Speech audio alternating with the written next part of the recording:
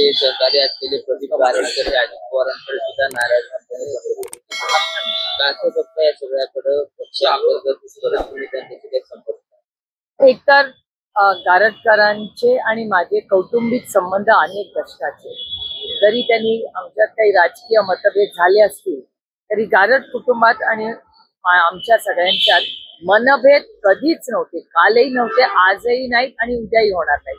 कारण का शेवटी ही प्रेमाची नाती असतात. अनेक वर्ष आम्ही एकत्र काम केलेलं आहे. त्यांनी काय राजकीय त्यांचे निर्णय घेतले. आता हे दुर्दैव आहे की आजही त्यांच्यात जे काही त्यांचं भाषण मी ऐकलं, पण शेवटी कुठल्या पक्षात काय चाललंय हा त्या पक्षाचा अंतर्गत प्रश्न असेल. आज म्हणजे अशा बातम्या येत आहेत इंदापूरमधून ते काही नगर परिषद लढणार आहे. अर्थातच त्यांना माझ्या नेहमी शुभेच्छाच असतील, पण काय कारण झालं किंवा काय झालं याची मला फारशी माहिती. माननीय हर्षवर्धन भाऊ, आमचे संघटनेतले सहकारी, या सगळ्यांची चर्चा करूनच आम्ही जो काय म्हणजे माझे सहकारी महारुद्र पाटील असतील, शिंदे असतील, आमचे तालुक्याचे अध्यक्ष असतील, इंदापूरच्या सगळ्या नेत्यांची चर्चा करूनच आम्ही निर्णय घेऊ. त्याच्यामध्ये या प्रचारामध्ये काँग्रेस हे बघा, हे इलेक्शन हे सगळ्या आमच्या सहकार्यांचा, पदाधिकाऱ्यांचा आणि कार्यकर्त्यांचा असतो.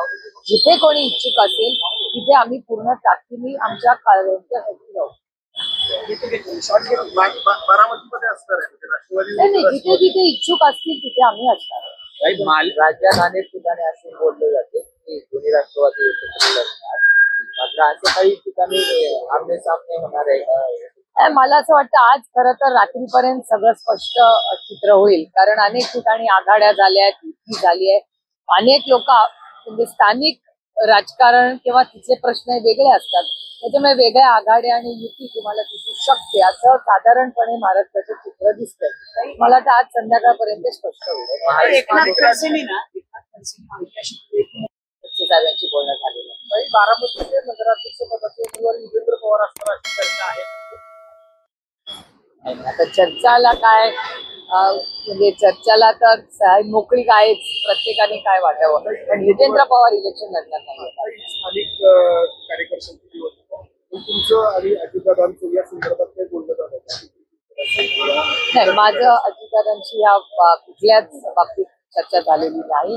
अनेक वेळा सहकारी पदाधिकारी कुठे भेटतात, लग्नामध्ये, कालही मी 2 लग्नांना घेतले होते, खूप लोक भेटले, गप्पा झाल्या आणि अर्थातच काही ठिकाणी चर्चाही राजकीय झाली. अर्थातच 2 राजकारणी भेटल्यावर काहीतरी होतच नाही, पण असं काही स्पेसिफिक कुणाची चर्चा किंवा आम्ही आदरणीय पवार साहेबांचं स्टेटमेंट तुमच्याच चॅनलवर तुम्ही सगळ्यांनी दाखवलेलं आहे. त्यांनी सगळ्यांना सांगितलं की त्यांना जे योग्य त्यांच्या भागात वाटेल त्या पद्धतीने विकासासाठी कार्यकर्ते